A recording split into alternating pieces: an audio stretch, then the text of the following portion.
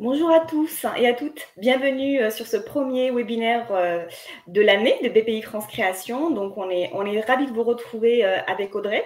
C'est devenu un peu un rituel pour l'équipe éditoriale de faire en fait dès le mois de janvier, fin janvier, début février, un point de synthèse de toutes les mesures qui entrent en vigueur cette année, qu'elles soient issues de la loi de finances 2022 ou de la loi de financement de la sécurité sociale pour 2022.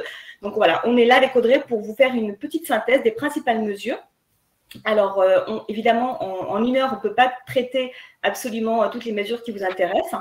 C'est pour ça qu'on a fait des documents de synthèse pour chaque loi que vous trouverez sur notre site bpifrance-création.fr dans la rubrique encyclopédie, sous-rubrique synthèse des actualités législatives et réglementaires. Voilà pour ce qui est de la présentation. Donc, moi, je m'appelle Lila Léon, responsable éditoriale du site BPI France Création. Je laisserai Audrey se présenter à son tour. Simplement, pour des questions, quelques questions et quelques consignes techniques, vous avez sur votre droite deux colonnes. Une colonne pour le chat, pour échanger entre vous, et une colonne dédiée aux questions. Alors, si vous avez des questions, n'hésitez pas à la poser surtout sur la colonne questions, parce que dans le chat, elles sont un peu noyées. Alors, donc, ce webinaire, il va se dérouler en deux temps, une partie pour la loi de finances et une partie pour la loi de financement de la sécurité sociale. On prendra du temps à la fin avec Audrey pour répondre à quelques questions, notamment celles qui vont intéresser le plus grand nombre. Et bien sûr, à l'issue du webinaire, à l'issue de l'heure, donc, on prendra aussi un peu de temps pour répondre en direct sur le chat. Donc voilà, je vous souhaite un bon webinaire et je laisse donc Audrey prendre la main pour la suite. Oui, bonjour à tous, bonjour Lila, et encore une fois, pareil pour moi, je suis ravie donc de reparticiper à ce webinaire et vous présenter donc pour ma part les principales mesures fiscales donc issues de la loi de finances pour 2022. Donc moi je suis Audrey, donc je suis juriste chez BPI France Création et ce matin on va donc balayer, du moins décrypter quelques mesures fiscales, puisque, encore une fois, en une heure, à partir du moment où on balaye la loi de finances et la loi de financement de sécurité sociale, on n'a pas le temps de les voir en intégralité. Donc, on va prendre les mesures finalement les plus impactantes, ou celles qui peuvent, du moins, vous intéresser davantage. Donc, comme chaque année, on va avoir des mesures constantes, donc qui sont issues de la loi de finances pour 2022. Ces mesures constantes, c'est quoi? C'est la revalorisation des seuils, notamment. On a choisi d'évoquer également cette année des mesures de simplification donc pour les travailleurs indépendants. Et donc, notamment, ces mesures de simplification, ça va être l'allongement des délais d'option à des régimes réels ou encore la possibilité pour les entreprises individuelles d'opter à l'IS. On va s'arrêter sur deux mesures, on va faire le point sur deux mesures, une concernant la TVA, une concernant la mise en conformité des sanctions en cas d'infraction aux règles de facturation. Et on va s'intéresser également à de nouveaux crédits d'impôt, ou du moins à l'aménagement de crédits d'impôt. La première mesure, donc comme chaque année, le barème progressif de l'impôt sur le revenu, il est revalorisé.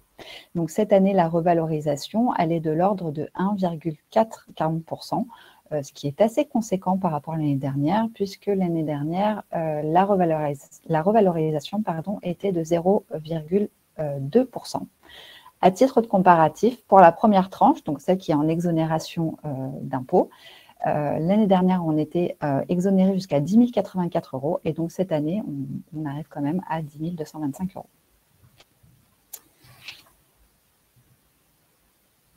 Dernière étape concernant l'impôt sur les sociétés. Donc, on sait que normalement, voilà, le taux de l'IS, il a atteint son seuil, son dernier seuil, puisque la réforme a été engagée depuis 2018. Donc, depuis 2018, le taux de l'IS diminue chaque année. Et là, cette année, voilà, il a atteint son seuil vraiment, sa dernière étape. Donc, aujourd'hui, le taux de l'IS, il est à 25% pour tout le monde. Donc, ça, c'est un peu aussi la nouveauté, puisque jusqu'à présent, on avait toujours cette différence entre les grandes entreprises et les plus petites entreprises, où le taux de l'IS était différencié. Aujourd'hui, voilà, il va être à 25% pour tout le monde, donc depuis le 1er janvier 2022. On a toujours ce taux réduit de l'IS, donc là, par contre, ça ne change pas. pour pouvoir bénéficier du taux réduit de l'IS, donc qui est de 15%, les entreprises doivent respecter donc un certain nombre de critères et donc qui est notamment un chiffre d'affaires inférieur à 10 millions d'euros. Il faut avoir un capital social entièrement libéré et surtout détenu à au moins 75% par des personnes physiques. Le taux réduit de l'IS, juste pour rappel, il s'applique jusqu'à 38 120 euros de bénéfices. Et au-delà, donc à 38 121 euros, on appliquera le taux normal de l'IS, donc qui sera de 25%. Donc, comme évoqué en introduction, donc on a quelques mesures de simplification dans cette loi de finances pour 2022. Et donc, notamment, on a un allongement des délais d'option pour un régime d'imposition. Donc, si on rappelle en fait les règles qui étaient jusqu'alors applicables, l'option pour un régime réel ou sa renonciation, ou la renonciation au régime réel, parce que ça marche dans les deux sens, cette option devait être notifiée avant le 1er février de l'année au titre de laquelle l'entreprise souhaitait opter. La loi de finances pour 2022, elle permet désormais aux entrepreneurs qui relèvent donc des BIC. Pourquoi des BIC? Tout simplement parce que pour les BNC, c'est déjà le cas.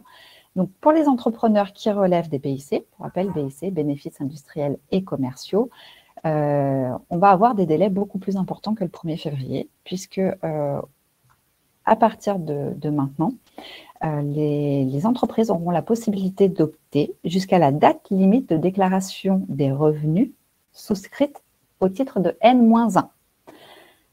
Concrètement, pour cette année, si vous voulez opter pour un régime réel, vous pourrez le faire jusqu'en mai, voire juin 2022. Voilà, donc ce qui rallonge quand même considérablement la possibilité et surtout sa stratégie en fait d'option. Il faut savoir que cette possibilité, donc, elle est aussi bien offerte aux entreprises qui se créent qu'aux entreprises qui sont déjà en activité. Donc, c'est vrai que jusqu'à présent, les entreprises qui se créent avaient 3 mois pour pouvoir choisir leur option fiscale. Aujourd'hui, voilà, elles ont vraiment jusqu'au dépôt de leur déclaration pour pouvoir opter. Cette possibilité, donc comme je l'ai dit, elle est offerte autant à l'option pour un régime réel d'imposition que pour sa renonciation. Donc les entreprises qui sont placées sous un régime réel et qui souhaitent sortir et revenir en micro, dans ce contexte, elles auront les mêmes délais pour pouvoir renoncer à leur option.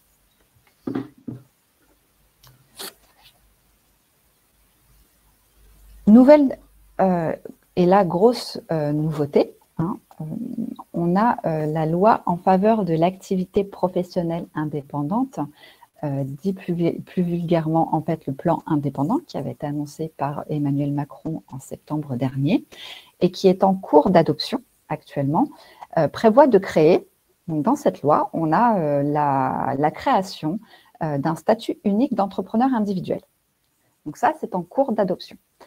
La loi de finances, elle a anticipé en fait ce nouveau statut, puisqu'elle prévoit désormais, donc une fois que ce nouveau statut sera adopté, puisque ça s'applique pour les entrepreneurs individuels qui auront le statut unique d'entrepreneur individuel, donc ces nouveaux entrepreneurs, on va les appeler comme ça, auront la possibilité d'opter à l'IS. Je rappelle que cette possibilité était jusqu'à présent offerte uniquement aux entreprises individuelles à responsabilité limitée. Ça veut dire quoi? Ça veut dire que, en fait, on simplifie et quelque part, on supprime le statut de l'EIRL, puisque par cette option, on va avoir une assimilation sur le plan fiscal de l'entreprise individuelle à une EURL. Ça veut dire quoi? Ça veut dire tout simplement que les biens qui seront utiles à l'exercice de l'activité professionnelle de l'entrepreneur sortiront du patrimoine privé pour être dans un patrimoine professionnel. Donc, l'entrepreneur individuel, en optant à l'IS, sera automatiquement assimilé, je dis bien, sur le plan fiscal à une EURL, entreprise individuelle à responsabilité, enfin une entreprise unipersonnelle, pardon, à responsabilité limitée. Les micro-entrepreneurs auront également cette possibilité. Par contre, ils devront d'abord passer par l'option pour un régime réel pour ensuite pouvoir opter à l'IS derrière. Cette option, elle va être irrévocable, mais seulement après un délai de renonciation possible de 5 ans. C'est-à-dire que vous avez 5 ans pour pouvoir venir dire si vous voulez rester ou non à l'IS. Les conditions d'option, forcément, ne sont pas encore sorties, puisque tout va être enchaîné en fonction de l'adoption du plan indépendant. Une fois qu'on aura l'adoption du plan indépendant, on aura le décret qui fixera donc les conditions et les modalités de cette option. Et donc, bien évidemment, encore une fois, comme tout est corrélé, la date d'entrée en vigueur sera dès qu'on aura ce nouveau statut unique d'entrepreneur individuel, on aura la possibilité d'opter à l'IS.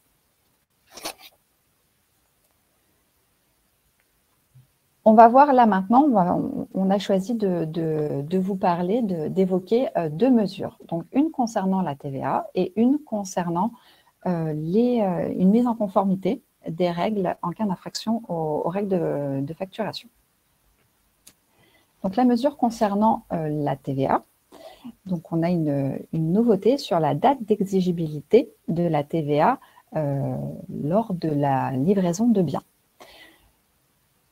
Jusqu'à présent, l'exigibilité de la TVA, lorsqu'on a une livraison de biens, elle intervenait en principe lors de la réalisation du fait générateur. Le fait générateur, dans ce cas-là, c'est quoi? C'est tout simplement la livraison du bien. La loi de finances pour 2022, elle modifie ces règles. À partir du moment où vous allez demander des acomptes, la TVA devient exigible sur le montant de ces acomptes. Bien évidemment, s'il n'y a pas d'acompte, la TVA reste exigible au moment de la livraison du bien et de la facturation définitive. D'accord? Donc aujourd'hui, voilà, on doit payer la TVA à concurrence du montant encaissé. C'est systématique. On encaisse un acompte, on paye la TVA. Voilà. Donc ces nouvelles règles d'exigibilité de la TVA sur les acomptes, elle va s'appliquer à partir des acomptes qui seront encaissés à compter du 1er janvier 2023.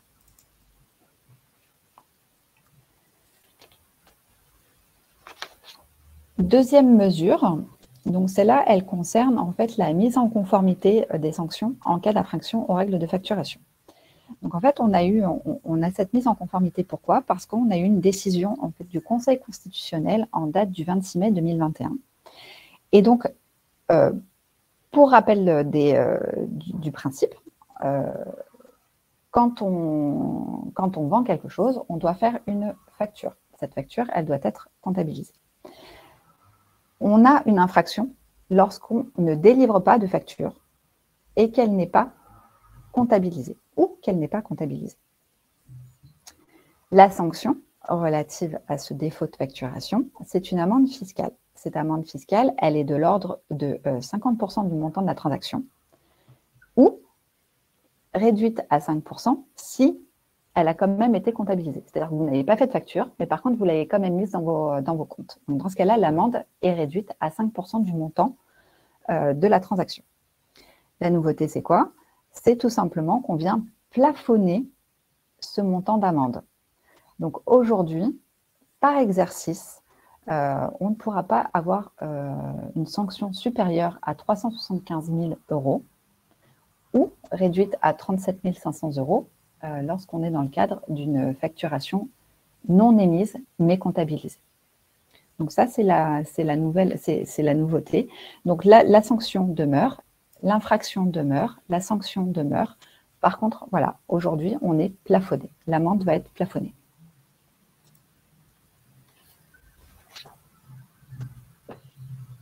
La loi de finances pour 2022, elle a également mis en place de nouveaux crédits d'impôt, ou du moins, elle a aménagé aussi certains crédits d'impôt déjà existants. Concernant les nouveaux crédits d'impôt, on en a un nouveau qui concerne la recherche collaborative. Alors, pour replacer dans le contexte, en fait, ce nouveau crédit d'impôt, il a été créé par la loi de finances pour 2022 parce que l'année dernière, il a été supprimé dans le crédit d'impôt recherche le doublement des dépenses qui étaient sous-traitées à des organismes publics. Et ça, cette mesure de la loi de finances pour 2021 rentrait en vigueur pour le crédit d'impôt recherche à partir du 1er janvier 2022. Donc, pour compenser cette suppression dans le crédit d'impôt recherche, la loi de finances pour 2022 a donc créé un nouveau crédit d'impôt pour recherche collaborative. Donc, sur les modalités en fait, donc, de ce nouveau crédit d'impôt, les bénéficiaires restent toutes les entreprises, quelle que soit leur taille et quelle que soit la nature de leur activité, et qu'elles soient nouvelles ou déjà créées, ou déjà en activité. Donc, que vous soyez une entreprise industrielle, commerciale, artisanale ou agricole, vous pouvez bénéficier donc, de ce crédit d'impôt recherche collaborative, pour recherche collaborative. Par contre, sont exclus les micro-entrepreneurs, puisque les entreprises doivent être imposées au régime réel pour pouvoir bénéficier de ce crédit d'impôt. Et bien évidemment, vous devez avoir des dépenses de recherche. Ça va forcément de pair. Les dépenses, donc les dépenses qui sont éligibles, sont celles qui sont facturées par des organismes agréés de recherche. Ces organismes agréés de recherche peuvent être des organismes publics ou des organismes privés. Et il faut avoir conclu avec ces organismes un contrat de collaboration de recherche. Quelles sont les modalités de ce contrat de collaboration? Donc, c'est d'être déjà conclu avant l'engagement des travaux de recherche. Dans ce contrat, il doit être prévu la facturation des dépenses de recherche et le coût de revient. Il doit également être fixé l'objectif commun et la répartition des travaux entre l'entreprise et l'organisme agréé de recherche. On doit évidemment prévoir les dépenses facturées et on doit permettre aussi aux organismes de disposer du droit de publier leurs résultats. Donc ça, c'est les caractéristiques en fait du contrat de collaboration pour que ça rentre dans des dépenses éligibles. Le montant du crédit d'impôt, il va être en fait de 40% du montant des dépenses et les dépenses sont plafonnées par exercice à 6 millions d'euros. À savoir que ce taux de crédit d'impôt, lui, pourra être majoré de 50% pour les PME au sens du droit européen. C'est quoi? C'est avoir une PME, c'est moins de 250 salariés et un chiffre d'affaires inférieur à 50 millions d'euros ou un total bilan inférieur à 43 000. Donc voilà, donc si vous êtes une PME, ce montant de crédit d'impôt, ce crédit d'impôt est majoré à 50%. Bien évidemment, les entreprises ne peuvent pas, au titre des mêmes dépenses, avoir un crédit d'impôt recherche et avoir un crédit d'impôt pour recherche collaborative. Les deux ne sont pas cumulables. Ils sont exclusifs l'un de l'autre. Le crédit d'impôt, comme tout crédit d'impôt, il s'impute il se déduit du montant de l'impôt sur le revenu ou de l'impôt sur les sociétés. L'excédent est reportable au cours des 3 années. Et si vous avez encore du crédit d'impôt à l'issue de ces 3 années, dans ce contexte, vous pouvez en demander le remboursement. Voilà, donc ça c'est pour le crédit d'impôt recherche collaborative. On a également un aménagement concernant le crédit d'impôt formation des dirigeants de TPE. Pour pouvoir bénéficier d'un crédit d'impôt formation du dirigeant, c'est tout simplement lorsque le dirigeant va engager des dépenses pour sa propre formation. Donc, les entreprises qui sont éligibles à ce crédit d'impôt sont celles qui sont soumises à un régime réel d'imposition, donc que ce soit à l'IR ou à l'IS. Les dépenses de formation doivent être engagées avant le 31 décembre 2022. Donc, c'est le moment de vous former, puisque pour le moment, il n'est pas prévu une reconduction de ce crédit d'impôt. Donc, il va prendre fin au 31 décembre 2022. Mais pour calculer ce montant de crédit d'impôt, vous prenez en fait le nombre d'heures de formation et vous le multipliez par le taux horaire du SMIC. Attention, c'est plafonné. Hein, on va plafonner le montant du crédit d'impôt à 40 heures par année civile et par entreprise. Ce qui veut dire que vous ne pourrez pas avoir un montant de crédit d'impôt supérieur, donc pour 2022, par rapport au taux horaire du SMIC, de 420 € à peu près, hein, pour arrondir. La nouveauté, donc issue de la loi de finances pour 2022, c'est que ce montant de crédit d'impôt, il est doublé pour les micro-entreprises. Alors attention, c'est la notion de micro-entreprise au sens du droit européen. Ça veut dire quoi? Ça correspond à la taille de votre entreprise. C'est-à-dire que vous ne devez pas employer moins de 10 salariés et vous devez réaliser un chiffre d'affaires inférieur à 2 millions d'euros. Voilà, donc ça, c'est vraiment la micro-entreprise au sens de taille. Donc ça, ce sont les nouveautés, les principales mesures fiscales et nouveautés de la loi de finances pour 2022. Je vous invite bien évidemment à consulter donc, pour avoir le lien de tous ces documents et avoir le complément d'information, à consulter les synthèses, donc comme l'a rappelé Lila, donc sur le site bpifrance-création.fr, dans la rubrique encyclopédie, actualité et synthèse de l'actualité réglementaire. Je te laisse la main, Lila. Merci. Merci Audrey et merci pour ces explications. Alors, on a beaucoup de questions sur le chat et sur la colonne questions. Donc, comme on vous le disait en introduction, on va essayer d'en traiter quelques-unes. Mais peut-être, on peut peut-être apporter quelques réponses sur des questions qui sont récurrentes sur la réforme de l'URL et le plan indépendant. Alors, en fait, ce qu'il faut savoir, c'est qu'effectivement, il y a certaines mesures qui ont été déjà inscrites dans la loi de finances pour 2022. En revanche, on attend encore, le texte n'est pas encore voté. Donc, on attend que ce soit voté, que ce soit figé avant de pouvoir effectivement développer certaines mesures. Et sachez qu'on a aussi prévu un webinaire dédié au plan indépendant courant avril. Je vous laisse consulter notre page dédiée que notre collègue Guillaume Malvoisin vous a partagée sur le chat. Mais effectivement, sachant qu'on a un webinaire, mais dans tous les cas, sur le site BPI France Création, évidemment, on communiquera sur les mesures phares de ce plan indépendant qu'on va suivre de très près avec Audrey. Voilà en tout cas pour ce point-là, réforme plan indépendant qui, on le sent bien, vous préoccupe et vous intéresse beaucoup. Alors, je vous propose qu'on passe aux mesures sociales, donc issues de la loi de financement de la sécurité sociale pour 2022. Alors, les mesures sociales, effectivement, il y en a quand même pas mal pour 2022. Une bonne partie de ces mesures vont porter notamment sur la reconduction des mesures qui ont été mises en place par le gouvernement pour aider les entreprises à faire face à la crise sanitaire. Ensuite, on va avoir des mesures de simplification dans vos relations, dans vos démarches administratives et vos relations avec l'URSSAF.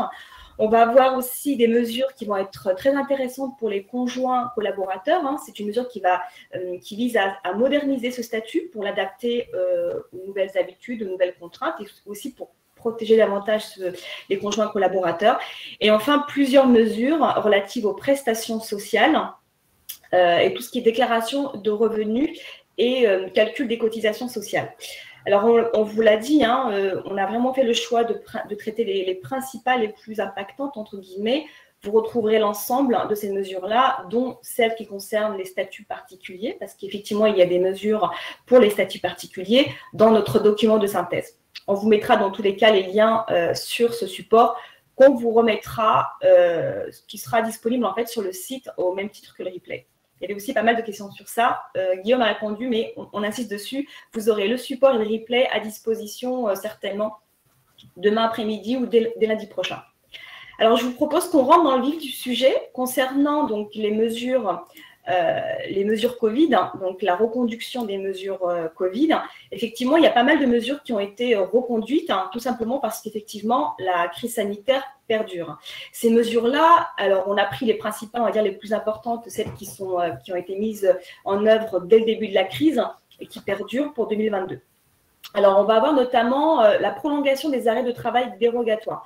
Vous savez qu'il y a eu des arrêts de travail qui ont été, que les salariés ont dû mettre en place, ont dû activer parce qu'ils devaient s'isoler ou s'arrêter de travailler pour cause de Covid.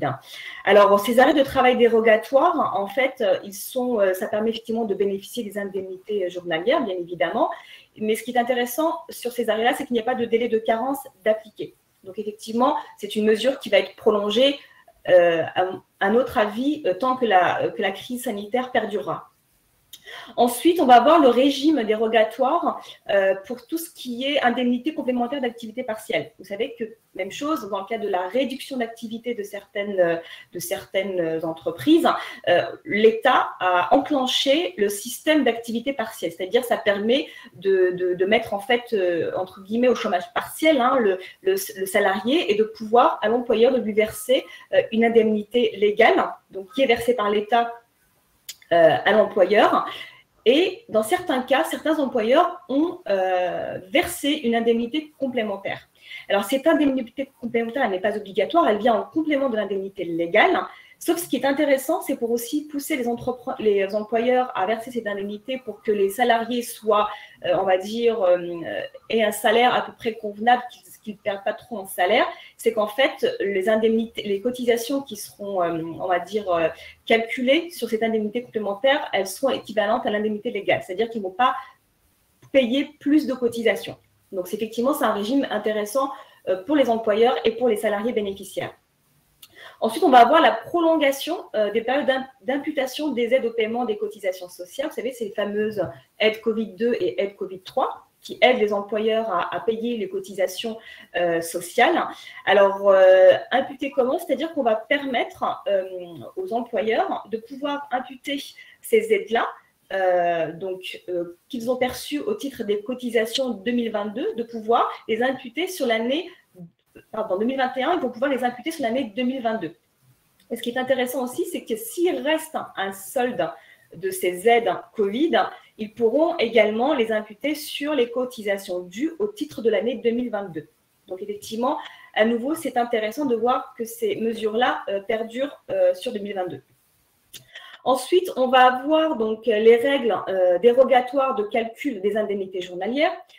Pour rappel, rapidement, vous savez que les indemnités journalières sont calculées sur la moyenne des 3 dernières années. Sauf que, vous le savez tous, l'année 2020 a été une année très compliquée en termes d'activité pour beaucoup d'entrepreneurs. Le gouvernement, à travers la loi de financement de la sécurité sociale, a décidé de figer l'année 2022 dans le calcul du montant de ces indemnités. L'idée, c'est que ça ne pénalise pas en fait les bénéficiaires. Parce que si effectivement il n'y a pas eu d'activité en 2020, ça risque de baisser fortement le montant des indemnités. Donc c'est une mesure effectivement qui vise à permettre une protection quand même minimale.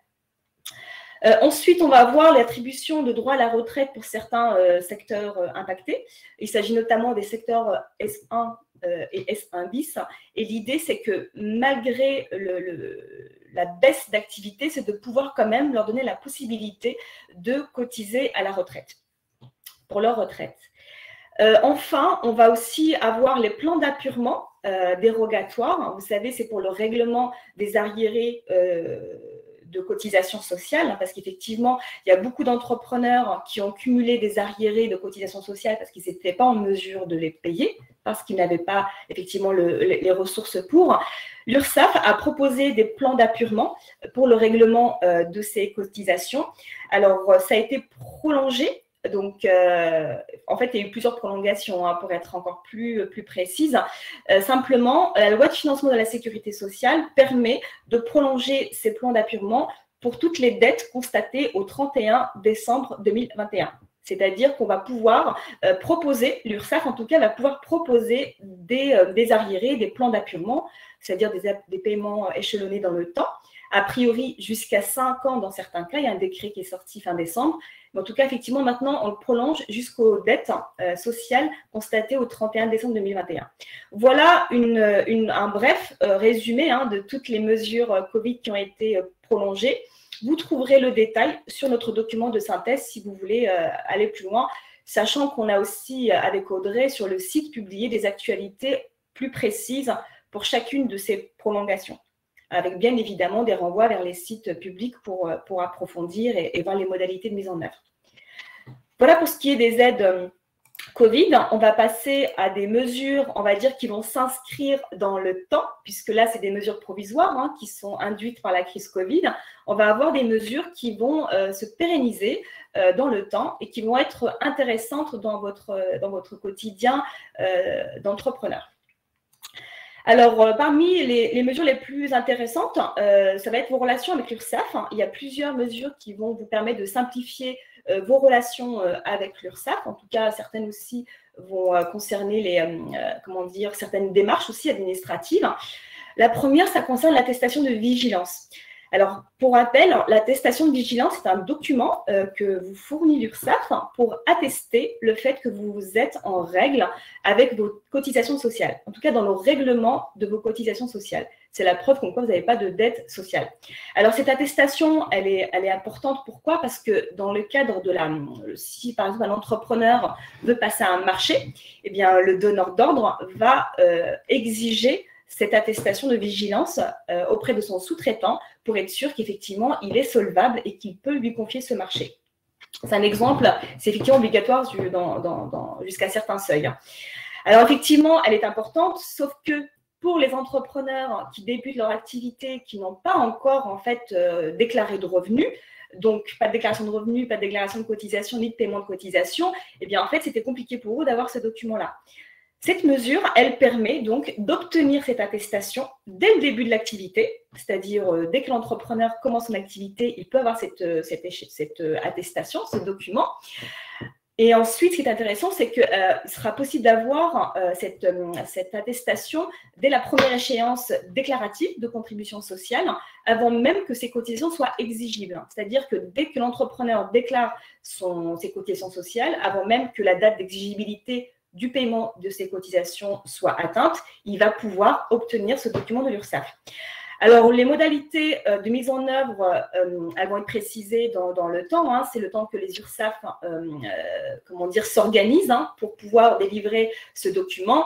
Mais je pense que vous aurez toutes les informations utiles à la fois sur le site BPI France Création que sur le site de l'URSSAF. Voilà pour ce qui est de l'attestation de vigilance.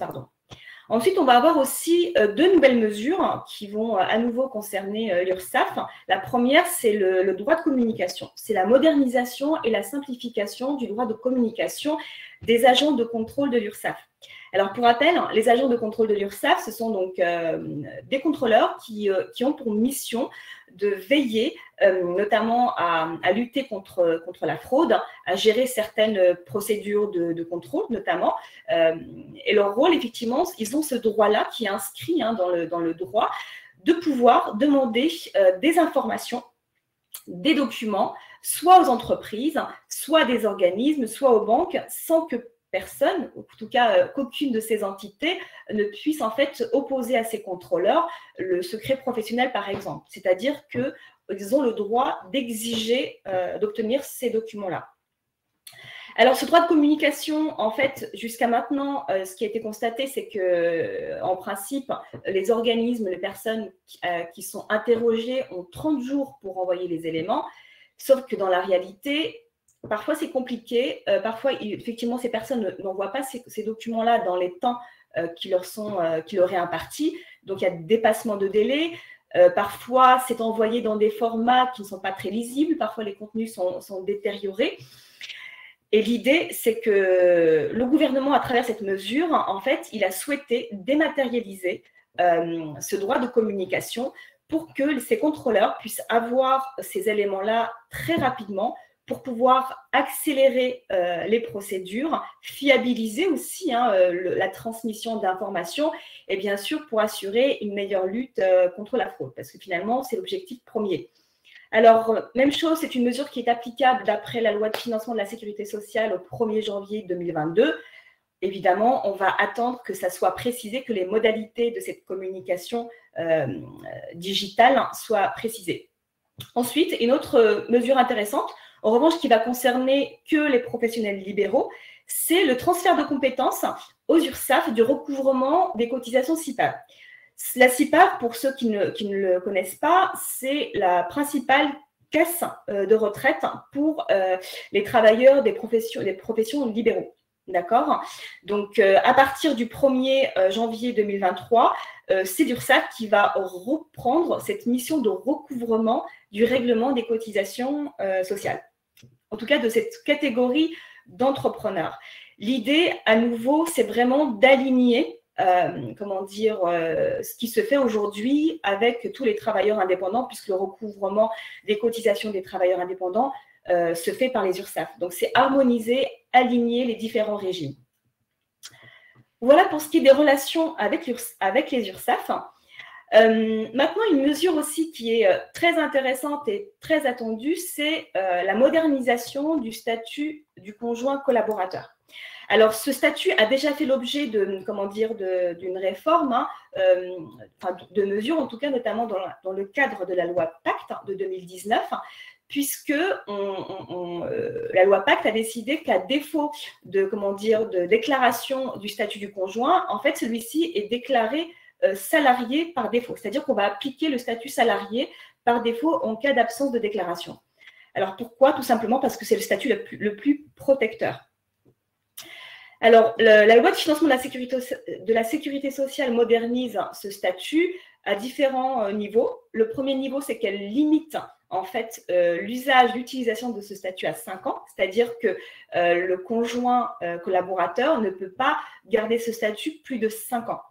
Alors, pourquoi? Vous vous posez peut-être la question de la raison de cette limitation dans le temps, parce que c'est le statut le moins protecteur pour le conjoint.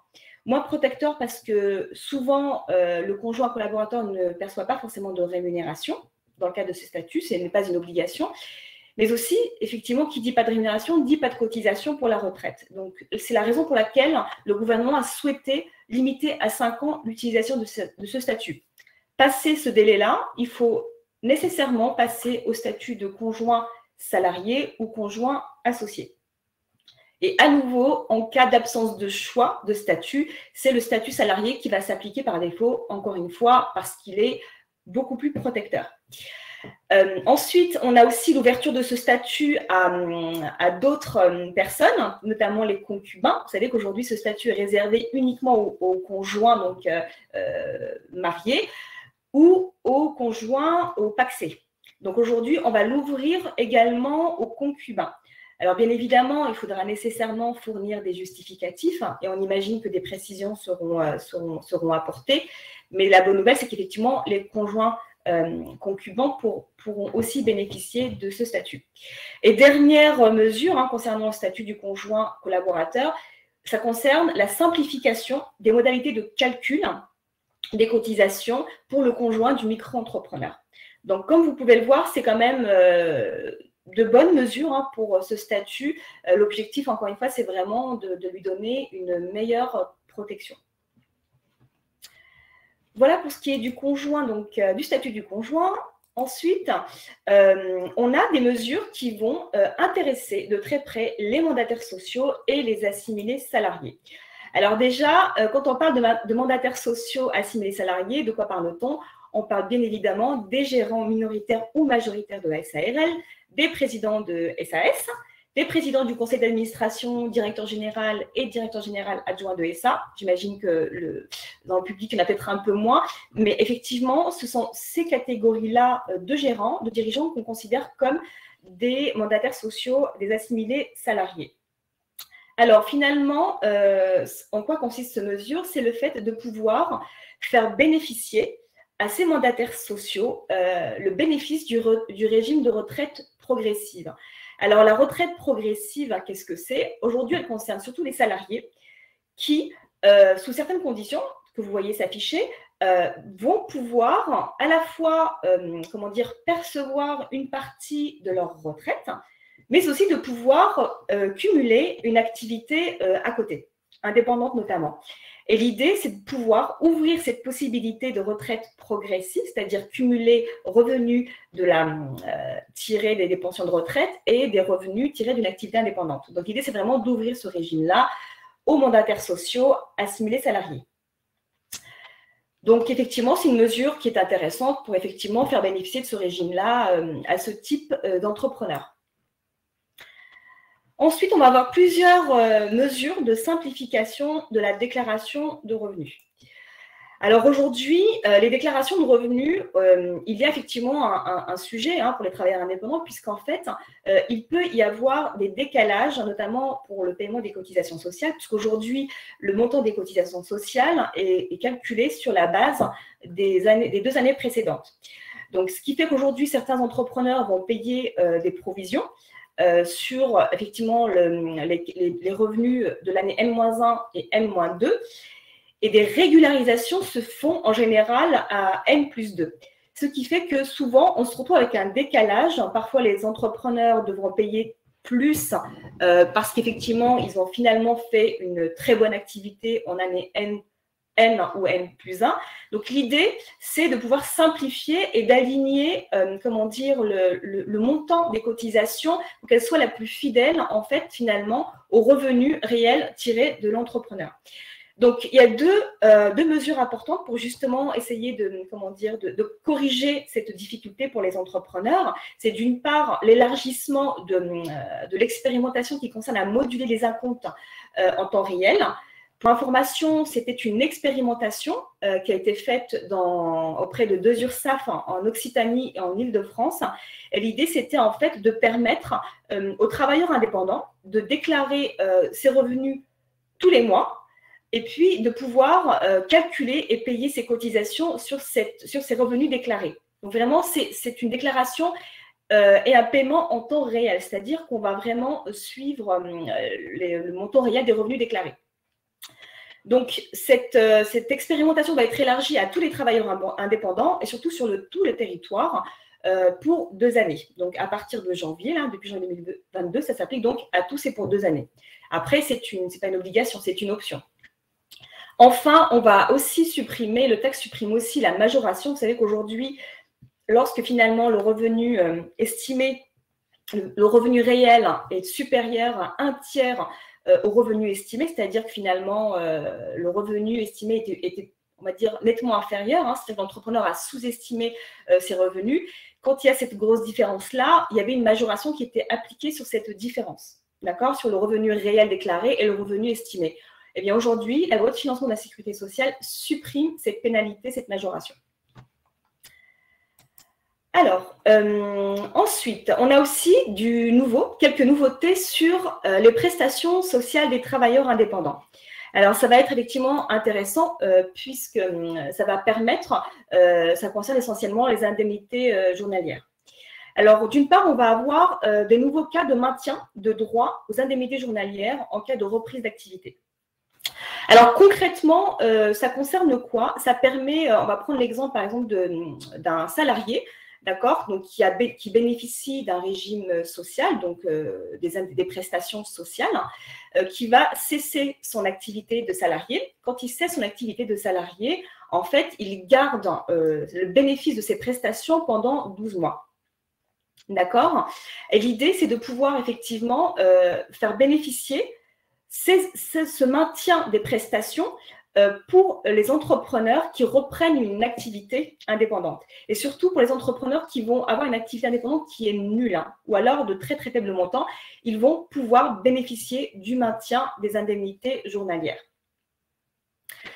L'application, en fait, en principe, elle s'est faite dès le 1er janvier 2022, sauf que il va y avoir une application à des arrêts, dérogatoires, c'est-à-dire rétroactifs, pardon. Ça va notamment concerner les arrêts de travail qui ont débuté notamment à compter du 1er janvier 2020. Et pour les travailleuses indépendantes qui ont commencé leur activité en janvier 2019, aux IJ maternité qui ont été versés à compter du 1er novembre 2019. Donc, c'est un effet rétroactif sous les conditions que vous voyez sur cette slide. Ensuite, l'autre mesure qui va intéresser donc les indemnités journalières, ça concerne notamment les cas de cumul emploi-retraite. Alors, qui est concerné, ce sont tous les travailleurs indépendants, donc qui perçoivent une pension de retraite au titre de leur ancienne activité indépendante. Et bien, en fait, ils vont pouvoir bénéficier d'indemnités journalières maladie au titre d'une nouvelle activité dans le cadre d'un cumul, ce qu'on appelle le cumul emploi-retraite. C'est-à-dire qu'ils vont avoir à la fois les indemnités journalières de leur activité indépendante passée, mais aussi s'ils reprennent une activité, c'est-à-dire s'ils continuent une activité, ils vont aussi pouvoir bénéficier de ces indemnités-là. Alors, ça va concerner essentiellement les arrêts de travail qui seront pris à compter du 1er janvier 2022. Là, on n'a pas d'effet rétroactif. Voilà, donc pour ce qui est des prestations, je pense qu'on est arrivé au bout des mesures de la loi de financement de la sécurité sociale. J'espère que ça a été clair pour vous. Comme vous pouvez le voir, effectivement, si on peut résumer cette loi de financement de la sécurité sociale, on a effectivement la reconduction des mesures Covid pour continuer à aider les entrepreneurs face à la crise, mais aussi quand même des mesures qui sont intéressantes, qui vont se pérenniser, comme vos relations avec l'URSSAF ou encore le statut de conjoint collaborateur, qui vont effectivement permettre de faire bénéficier et de donner une meilleure protection à certains entrepreneurs et leurs conjoints.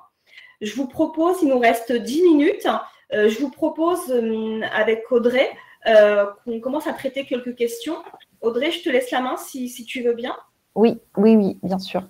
Alors, j'ai repéré en fait quelques questions sur lesquelles il y avait eu plusieurs likes. Donc, du coup, je vais traiter celles qui sont les plus demandées. Et on a notamment, donc, il y avait une question sur les documents concernant la formation du dirigeant. Donc, je vous ai mis dans le canal donc, le lien sur lequel vous pourrez retrouver donc, les documents sur la formation du dirigeant, comment se former et comment fonctionne le crédit d'impôt. Ensuite, on a une question de Lucero, alors je ne sais pas si je prononce bien, qui nous demande en tant qu'auto-entrepreneur, est-ce qu'on peut passer en frais réels et si oui, comment? Alors oui, tout à fait. En tant que micro-entreprise, vous avez tout à fait la possibilité d'opter pour un régime réel d'imposition. Donc là, ça fait partie en fait des mesures de la loi de finances pour 2022 puisqu'on rallonge le délai qui était initialement jusqu'au 1er février, donc on le passe jusqu'à la date de dépôt de la déclaration des revenus. Concrètement, comment ça fonctionne? Vous devez le faire savoir à l'administration fiscale, donc via un courrier d'option que vous adressez à votre SIE compétent, donc le SIE qui dépend de votre lieu d'activité. Et cela vaut option pour l'année. J'ai une autre question de Jean-Luc, alors qui nous demande y aura-t-il une séparation du patrimoine pro et perso pour les entrepreneurs individuels qui ne choisiront pas l'IS et resteront à l'IR? Alors là, malheureusement, je ne peux pas apporter de réponse pour le moment, puisque là, la loi de finances, en fait, elle avait prévu tout simplement la possibilité d'opter à l'IS. Donc ça, c'est en anticipation, donc, comme je l'ai dit, de l'adoption du futur statut unique d'entrepreneur individuel. Donc là, ça va être la loi pour l'activité professionnelle, donc le plan indépendant qui va pouvoir finalement répondre à toutes ces questions concernant le statut unique d'entrepreneur individuel. Mais pour le moment, on sait juste que l'entrepreneur individuel, lui, aura la possibilité d'opter à l'IS, possibilité qui était jusqu'alors réservée à l'entreprise individuelle à responsabilité limitée. Ensuite, j'ai eu des questions concernant la TVA, puisqu'on me demande si les mêmes règles de versement de la TVA sur les acomptes s'appliquaient aux services. Alors, c'est vrai que moi, je me suis attardée sur la livraison de biens, puisque le principe pour la prestation de service, c'est déjà une exigibilité de la TVA au moment des encaissements. Donc, logiquement, si vous aviez des acomptes sur votre prestation de service, vous deviez déjà encaisser la TVA. Donc, en fait, finalement, c'est un alignement de la date d'exigibilité de la TVA sur les prestations de service avec la livraison de biens aujourd'hui. Concernant l'entrée en vigueur de la loi sur le plan indépendant, alors, on n'a pas de date précise. Ce que je peux vous dire aujourd'hui où on en est, c'est que le 25 janvier dernier, le Sénat et l'Assemblée nationale se sont mis d'accord sur un texte définitif en commission mixte paritaire. Il ne reste donc plus que l'adoption définitive de ce texte et sa promulgation. Donc je pense que ça devrait arriver incessamment sous peu. Et enfin, donc finalement, quid de l'EIRL.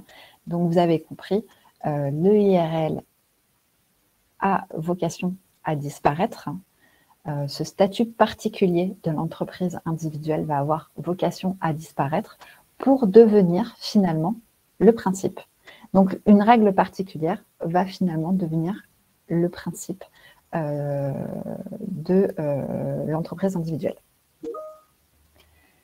Lila, si tu as repéré quelques questions auxquelles tu peux répondre, comme ça, moi, j'essaie de continuer à checker de l'autre côté. Alors du coup, justement, c'est ce que j'essayais de regarder pendant que tu répondais aux questions. Alors effectivement, j'en ai repéré quelques-unes. Alors la première, en ce qui concerne la possibilité de déclaration de revenus tous les mois et la possibilité de paiement, vous avez indiqué que c'était une option. Comment faire cette option? Alors en fait, il suffit d'écrire à l'URSSAF. C'est une option qu'il faut demander auprès de l'URSSAF. Après, comme c'est une extension de l'expérimentation, je pense qu'on aura plus d'informations certainement dans les prochaines semaines. Mais a priori, normalement, c'est à vous de faire la demande auprès de l'URSSAF, certainement par courrier.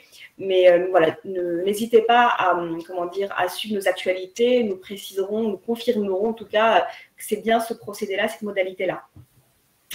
Alors, une autre question, comment trouver le bon code APE pour se positionner sur le BIC ou le BNC? Bon, alors pour trouver le bon code APE de votre activité, il faut aller sur le site de l'INSEE, puisque vous trouverez tous les codes APE sur le site de l'INSEE. Qu'en est-il des conjoints collaborateurs qui ont ce statut depuis plus de 5 ans à l'heure actuelle? Alors ça, effectivement, a priori, le texte n'indique pas, il n'y a pas de précision sur le fait que ce soit rétroactif. Et comme la mesure s'applique à partir du 1er janvier 2022, on peut considérer qu'effectivement, le décompte commence à partir du 1er janvier 2022. Sinon, je pense qu'ils auraient précisé que c'était rétroactif. J'ai une autre question. Je vais ouvrir une agence de convoyeur de voitures. Sur quel statut je peux ouvrir et quel droit j'ai? Alors, pour le choix du statut, ce n'est pas votre activité en fait qui va déterminer le choix du statut, sauf pour certaines pour lesquelles il y a un statut qui va être imposé. C'est le cas par exemple des débitants de tabac, c'est le cas de certaines professions libérales réglementées.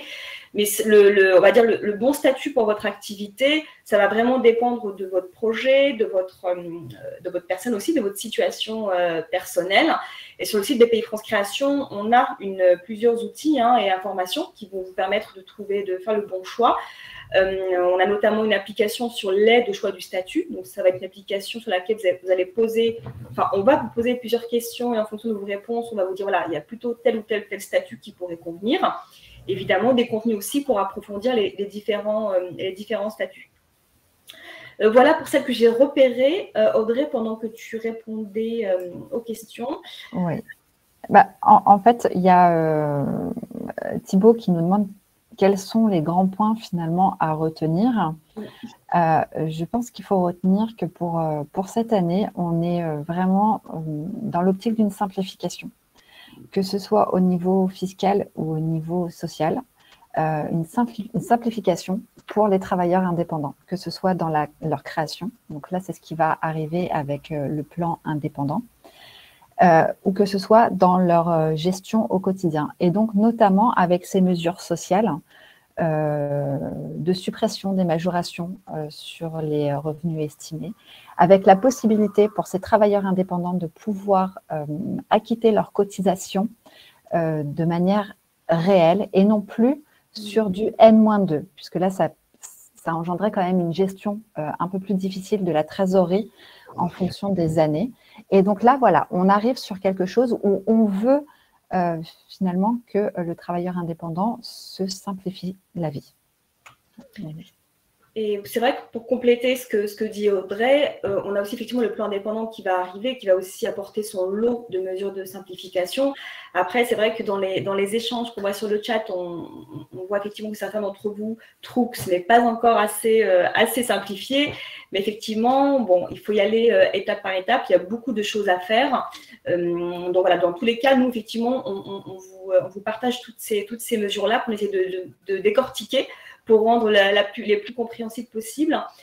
Simplement, c'est vrai qu'on n'a pas traité aussi aujourd'hui les mesures concernant certains statuts particuliers. Comme je vous l'indiquais, il y a notamment des mesures qui vont concerner tout ce qui est travailleurs donc, de livraison, tout ce qui est mobilité. Donc, il y a des mesures effectivement qui vont leur permettre d'avoir une protection sociale meilleure que celle qui existe aujourd'hui. On a aussi des mesures pour les artistes-auteurs.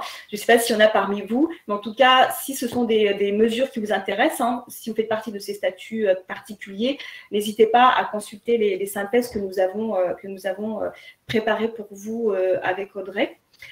Je pense qu'on est arrivé au bout de notre heure, Audrey. Ce qu'on vous propose, c'est qu'on va rester, donc là, le webinaire va se terminer, on va rester quelques temps sur le chat pour répondre, en tout cas pour essayer de répondre aux questions auxquelles on a des réponses. Et puis, encore une fois, on espère que ce webinaire vous a été utile. Et puis, du coup, Audrey, si tu veux bien, je te laisse dire le mot de la fin. Merci à vous tous de nous avoir suivis. Merci d'être fidèles, de revenir chaque année. Et puis, je vous souhaite à tous une excellente journée et très belle continuation. Et à très vite pour le plan indépendant. Merci beaucoup. Au revoir. Merci, au revoir.